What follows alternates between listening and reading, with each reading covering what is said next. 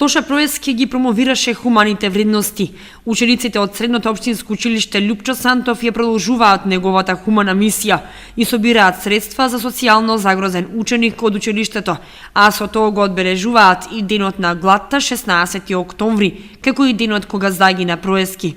Денеска со производи кои што ги добивме како донација, некои кои што се изработка од професорите, некои од учениците, ги продаваме овде во самиот училишен двор, каде што учениците, професорите, гости, како високи гости, граѓаните доаѓаат и ги купуваат. Сето ова ќе биде наменето за ученик од нашето училиште, на кој што му е потребна ваква финансиска подршка и ќе продолжиме и натаму со организирањето на вакви хуманитарни акции. Во посета на училиштето дојде поранешниот амбасадор Благој Зашов со делегација од Францускиот институт од Скопје и на учениците им го представија францускиот јазик, а воедно се запознаа со активностите на младинската организација и другите тековни проекти во училиштето.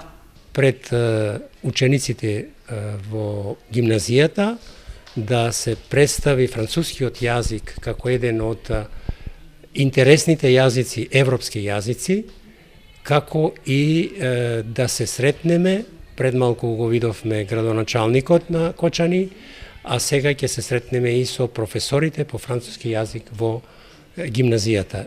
По повод одбележување на денот на гладта на две локации во градот, учениците продаваа и картички по символична цена од 30 денари за да помогнат на нивниот ученик.